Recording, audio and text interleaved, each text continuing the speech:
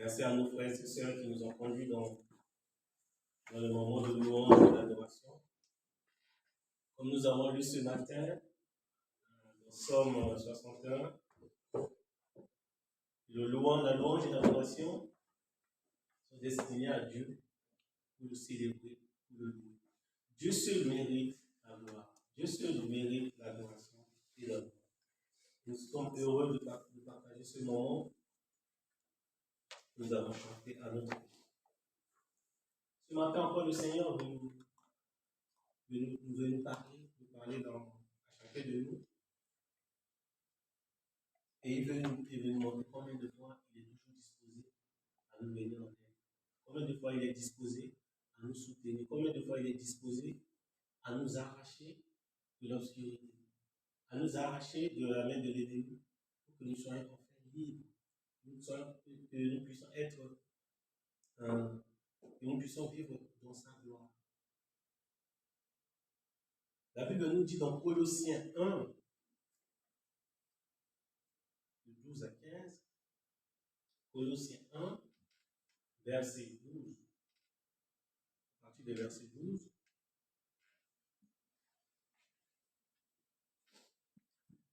Colossiens 1, à partir du verset 12, remerciez avec joie Dieu, le Père. Il nous a rendus capables d'avoir part au bien qu'il réserve dans le royaume de lumière, avec ceux qui lui appartiennent. Il nous a en effet arrachés à la puissance de la nuit et nous a fait passer dans le royaume de son Fils bien-aimé. C'est par lui qu'il nous a délivrés du mal.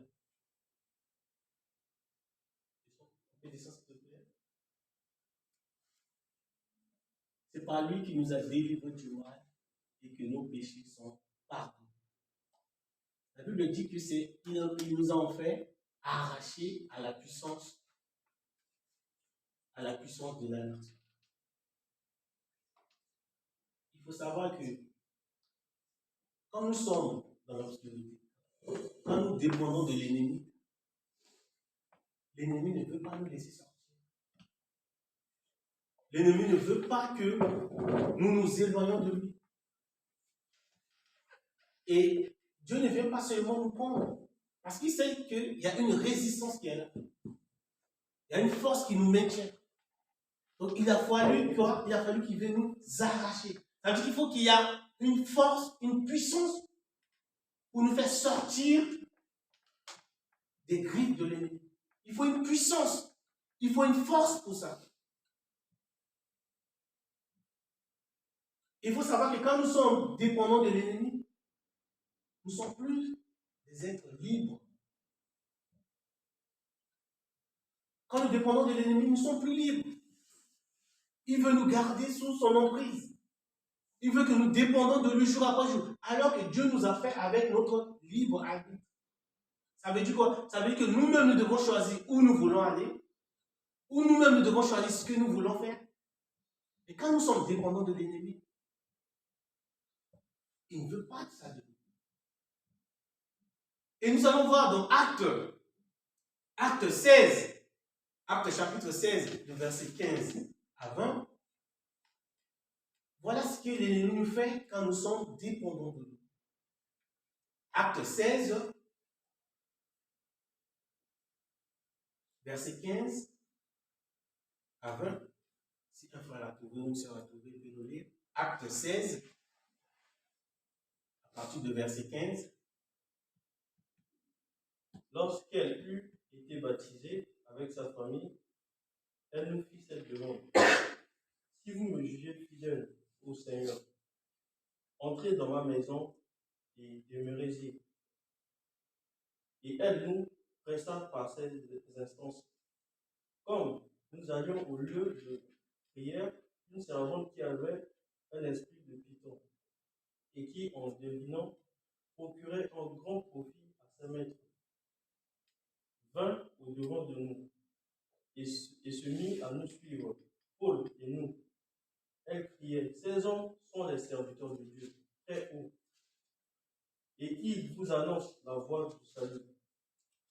Elle fit cela pendant plusieurs jours, Paul, fatigué, se tourna et dit à l'esprit, je t'ordonne au nom de Jésus-Christ de sortir d'elle. Et il sortit à l'heure même.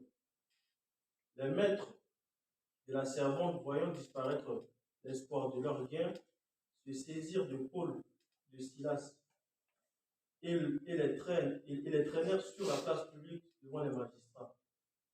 Ils les présentèrent aux prêteurs, en disant, ces hommes troublent notre vie. Amen. La Bible dit quoi? La Bible dit quoi? Une femme qui est possédée de l'esprit de Python,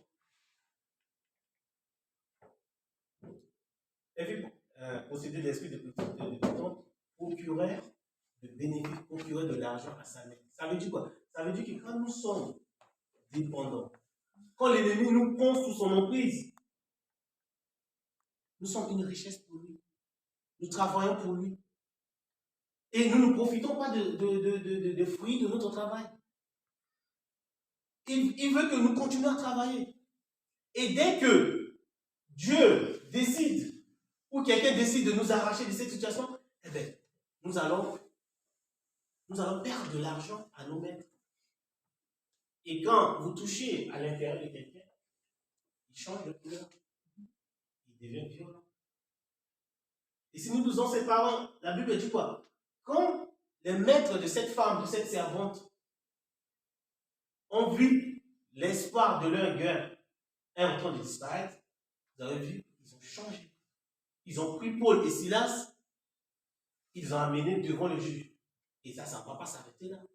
Ils ont été tabassés. C'est pourquoi, dans Colossiens 1, la Bible nous dit quoi? La Bible nous dit que c'est Dieu qui a la puissance, qui a le pouvoir de ne pas juste venir nous prendre, mais de nous arracher à nos maîtres, à l'ennemi qui nous prend sous son emprise.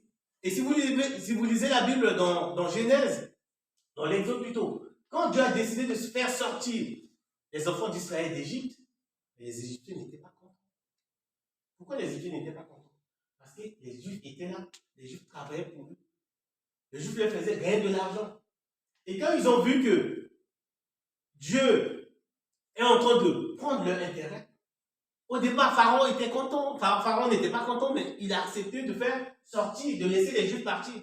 Mais quand il s'est rendu compte que, mais quand les Juifs vont partir, il n'y aura plus personne pour construire les châteaux. Il n'y aura plus personne pour cultiver pour eux. C'est-à-dire qu'ils sont en train de perdre leur gain. Qu'est-ce que Pharaon fait? Pharaon a pris toute son armée pour poursuivre les Juifs. Ça veut dire que lorsque on est retiré de la puissance de ténèbres, elle ne nous laisse pas tranquille. Elle va nous poursuivre. C'est pourquoi, quand nous avons décidé de prier pour quelqu'un, quand nous avons décidé de libérer quelqu'un, nous devons rester vigilants par la suite. Parce que l'ennemi ne va pas laisser ses intérêts disparaître. Il va revenir. Et pourquoi? Nous devons avoir la puissance de Dieu. Ça veut dire que nous devons être tout le temps connectés à Dieu. Nous devons être tout le temps sous sa tente. Comme ça, il est sous notre protection. Nous sommes sous sa protection et il peut nous accompagner. Alléluia. Parce que quand l'ennemi se voit ses intérêts disparaître, il prend une autre face. Et si nous voyons dans notre monde, s'il y a la guerre, s'il y a des disputes, s'il y a des querelles, s'il y a des divisions, parce qu'il y a un intérêt. Parce que l'intérêt de quelqu'un est touché. Parce que l'intérêt de quelqu'un est mis en marque. Et il devient violent. C'est pourquoi Dieu seul a ce pouvoir de nous arracher du ténèbre. Parce que quand nous sommes enfants de Dieu, nous sommes libres. Nous ne sommes pas esclaves. Dieu ne va pas nous imposer de faire ce qu'il veut, non. Dieu veut toujours que nous soyons des enfants libres. Moi, ça fait plus de 15 ans, 20 ans que j'ai cette obéissance. Venir tous les dimanches à l'église. Personne ne m'oblige à être là ce matin. Je suis venu par amour pour Dieu.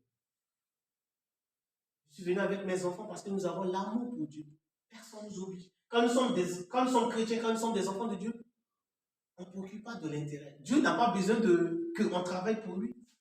Dieu est le Dieu d'éternité. C'est à lui appartient l'or et le diamant. Il n'a pas besoin qu'on travaille pour lui. Non, il n'a pas besoin que nous lui donnions. Non, il n'a pas besoin que nous donnions de l'argent, quoi que ce soit, parce que l'or et l'argent lui appartiennent.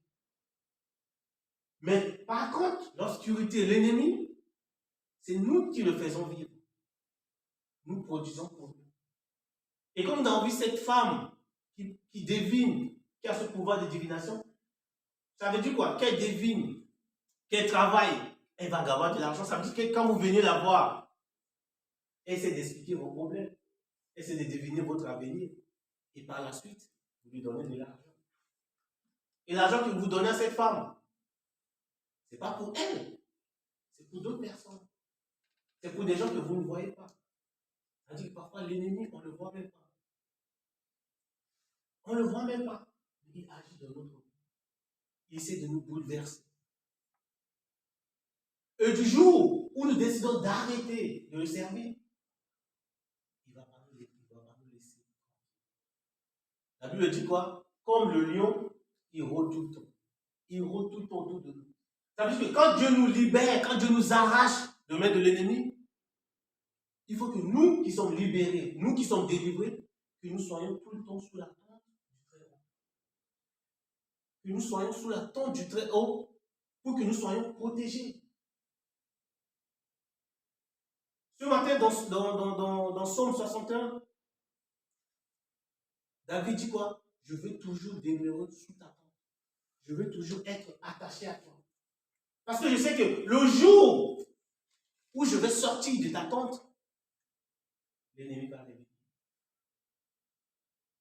L'ennemi va revenir pour nous arracher, pour nous ramener dans notre vie antérieure, pour nous ramener dans sa dépendance. Frères et sœurs, nous avons besoin de notre Dieu pour résister.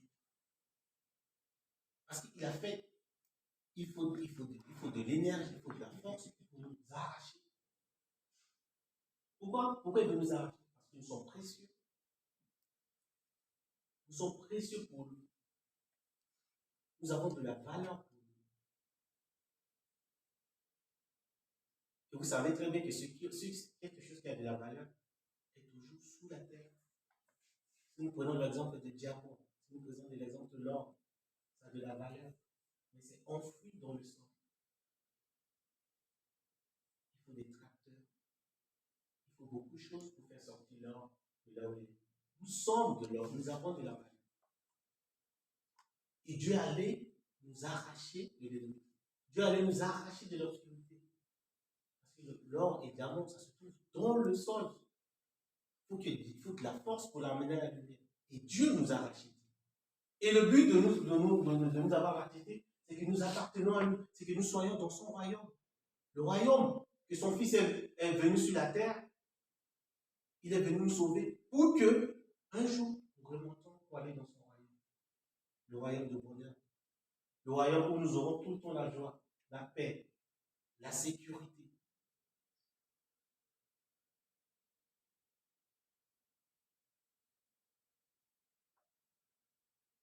Il y a encore du chemin à faire pour que nous soyons complètement libérés de cette emprise que nous sommes encore dépendants de l'ennemi.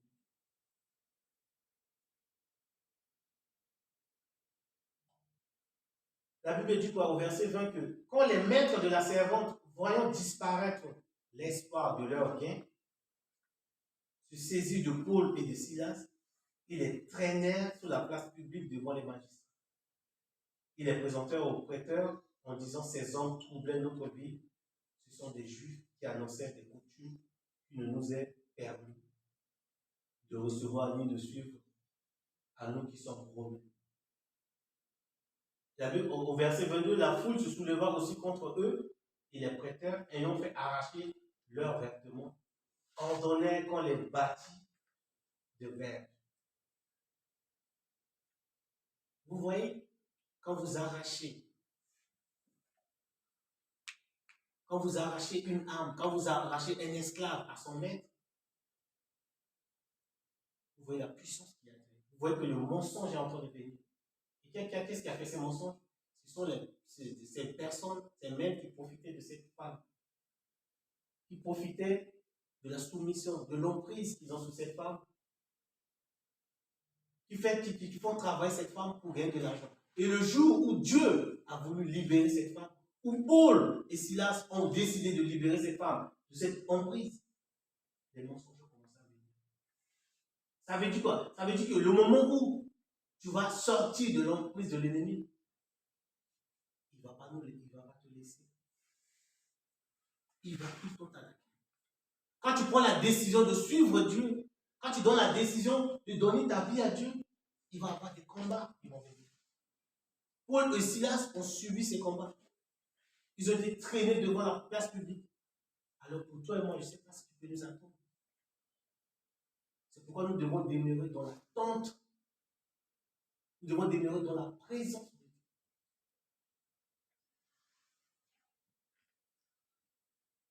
Arracher un esclave à son maître, ce n'est pas quelque chose de simple. Ça veut dire que nous, quand nous étions des pécheurs, l'ennemi avait ce pouvoir sur nous. Quand nous étions des pécheurs, l'ennemi nous contrôlait. Et il veut que nous soyons encore contrôlés. Parce que nous nous donnons de l'intérêt, parce que nous nous donnons des valeurs, parce que nous nous donnons de l'argent. Mais Dieu, son intérêt pour nous, c'est que nous soyons libres. L'intérêt de Dieu, c'est que nous soyons des enfants libres. Que nous possédons notre libre arbitre. Choisis d'être là dans sa maison.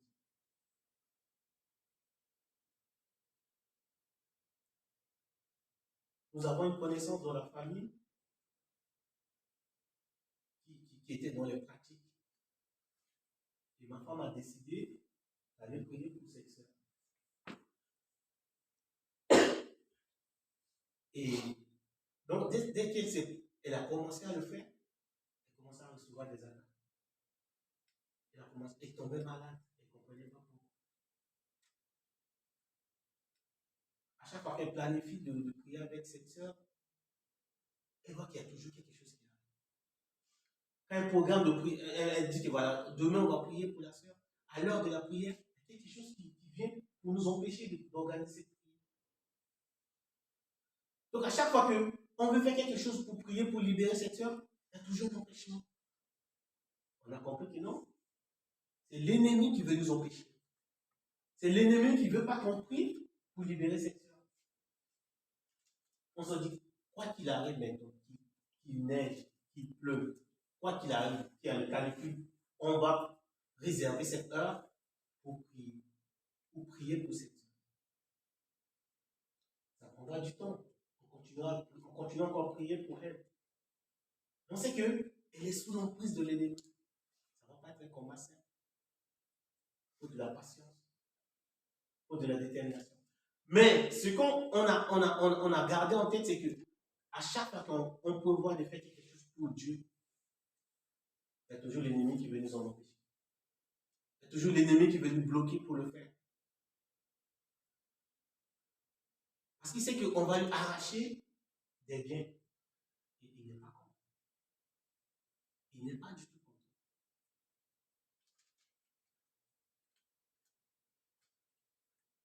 Il y a aussi notre frère qui était en train de préparer son baptême. Avant, malgré que les choses ne sont pas encore bien mises en place, mais du moment où il a vu qu'il a déjà prévu sa date de baptême, il a l'impression que les combats contre lui se sont multipliés. Ça veut dire que l'ennemi veut absolument que ce qu'il a prévu de faire pour Dieu ne se réalise pas. Parce que l'ennemi ne veut pas qu'il soit arraché de lui. L'ennemi veut encore qu'il soit dépendant.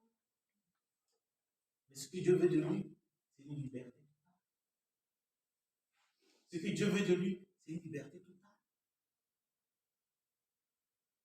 Ça a pris des siècles, ça a pris des années aux Juifs de sortir de l'Égypte.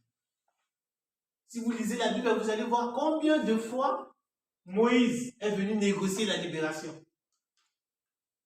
Amen. Combien de fois Moïse est venu négocier la libération. Moïse a commencé la mission la très jeune. Mais quand il a libéré les Juifs, il était très âgé, ça a pris du temps. Parce qu'à chaque fois que Moïse se prépare pour aller parler à Pharaon, il y a toujours une résistance. Pharaon bloque, Pharaon empêche, Pharaon bloque, Pharaon empêche. Et il a fallu quoi? Les 10 plaies d'Égypte, je ne sais pas si vous connaissez, il y a eu des sauterelles, il y a eu des maladies. Jusqu'à ce que Dieu aille jusqu'à très loin pour tuer les premiers-nés d'Égypte. L'ennemi ne nous laisse pas partir facilement. Nous devons prendre conscience de ça. L'ennemi ne va pas nous laisser sortir. C'est pourquoi il est dit dans Colossiens qu'il nous a arrachés. C'est très fort. À un moment donné, Dieu s'est rendu compte qu'avec la diplomatie, ça ne va pas marcher avec ces têtes. Avec la diplomatie, ça marchera. Comme avec Pharaon. Il a dit, Pharaon, libère mon peuple. Mon peuple doit être libre. Mon peuple doit être maître de sa destinée. Pharaon était prêt pour libérer les enfants d'Israël. Il a fallu que Moïse revienne, que Moïse revienne, que Moïse revienne, que Moïse revienne. Plusieurs fois. À un moment donné, Dieu s'est dit, il faut agir. Il faut utiliser un moyen fort. Il faut changer maintenant. Il faut aller un peu plus fort. Il faut que j'aille arracher mes fils, mes filles d'Égypte. Et Dieu était obligé d'utiliser la force. Dieu était obligé de frapper les premiers-nés d'Égypte pour que Pharaon puisse libérer les Juifs.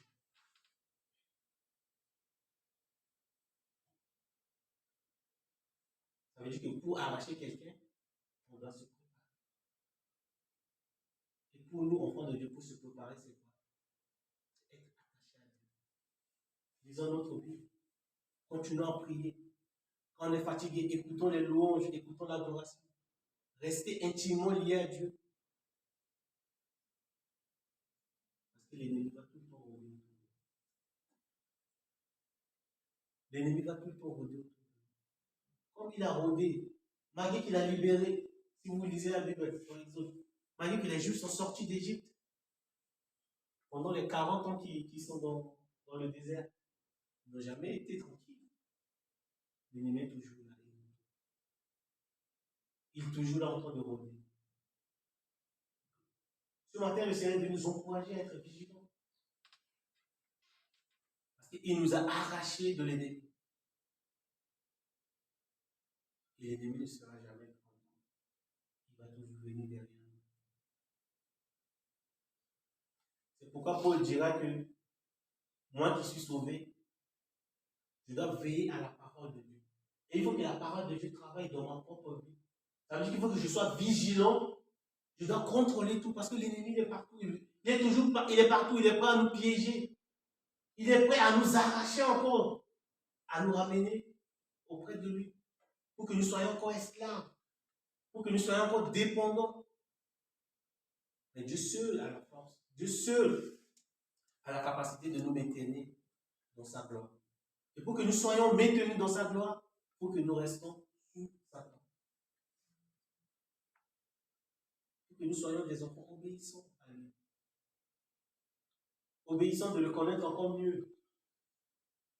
Connaître Dieu mieux, ça veut dire quoi? Ça veut dire que apprenons à connaître notre but pour que nous ne soyons pas détournés. Parce que si nous connaissons Dieu et que nous connaissons les Saintes Écritures, nous sommes protégés. L'ennemi ne reviendra pas nous mentir facilement. Si nous maîtrisons la parole. Quand nous le sentons venir, nous savons qu'il est en train de venir. Je te vois venir. Je te vois venir en train de me piéger. Et je connais tes manigances. Dieu m'a arraché de tes griffes. Pour pas que je retrouve encore. Nous devons veiller. Prier pour nos frères et sœurs qui sont encore sous cette emprise, sous cette domination de l'ennemi.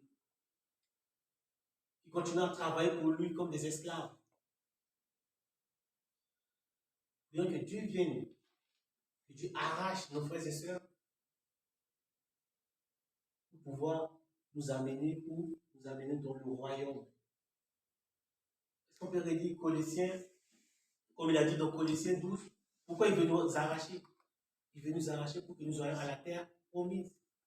Il veut nous arracher pour que nous soyons des enfants de Dieu, unis, bénis, glorieux, vivant dans la lumière. Donc Colossiens 1, de 12 à 15, il disait quoi? Il nous a arrachés de l'ennemi pour qu'on aille dans le royaume de Dieu. Pour qu'on avance dans le royaume de Dieu. Que Christ était venu, il est monté pour préparer pour nous.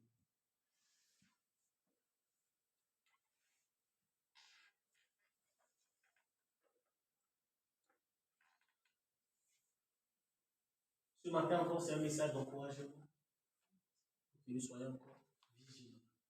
Donc la Bible dit quoi? Il nous a rendus capables d'avoir part.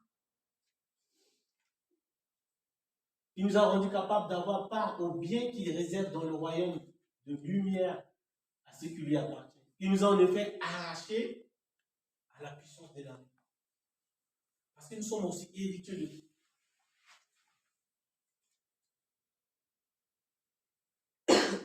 Et nous a fait passer dans le royaume de son Fils bien-aimé.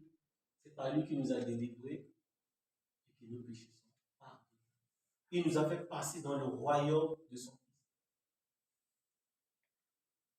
Christ est venu pour nous non seulement libérer sur la terre, pour nous libérer de nos péchés. Il est retourné encore pour préparer de la place pour nous. Parce qu'il sait qu'un jour, nous allons remonter vers lui et qu'il y a de la place qui est bien préparée pour nous. Mais étant encore là ce matin, frères et sœurs, nous devons être vigilants. Vigilants parce que Dieu nous a arrachés de l'ennemi. Et l'ennemi continue à rôder autour de nous. Et l'ennemi continue à nous observer.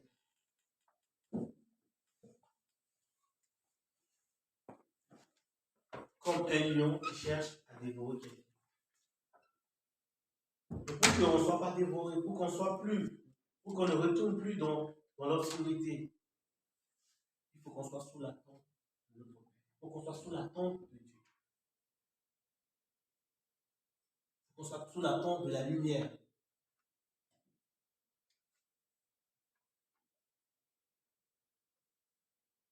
Dieu, dans sa miséricorde, veut que nous soyons des hommes et des femmes libres.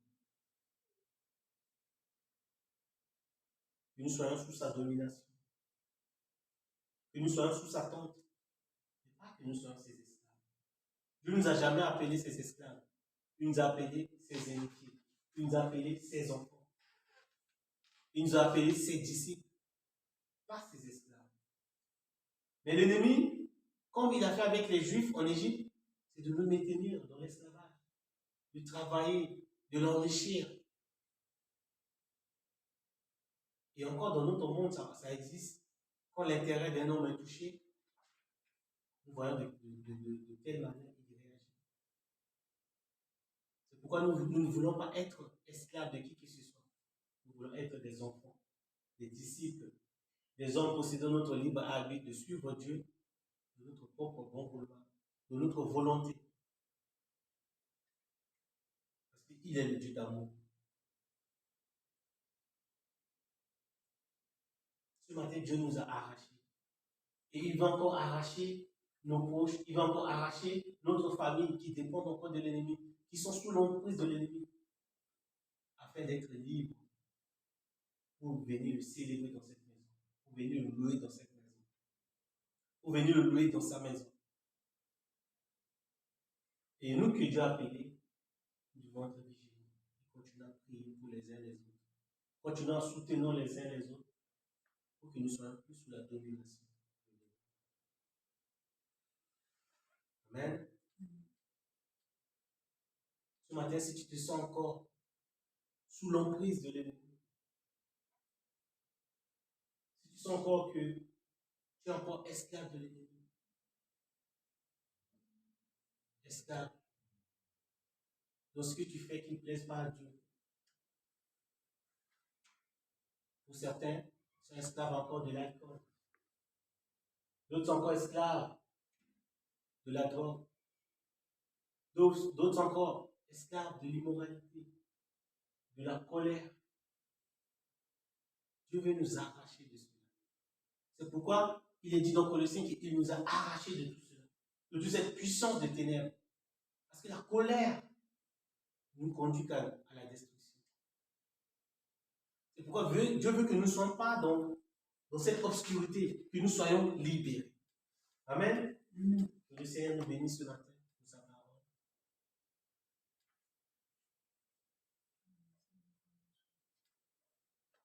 Qu'il nous délivre encore, qu'il nous approche, qu'il nous permette de nous approcher dans son royaume. De nous approcher du royaume que son Fils a préparé. Que le nom de Dieu soit béni ce matin.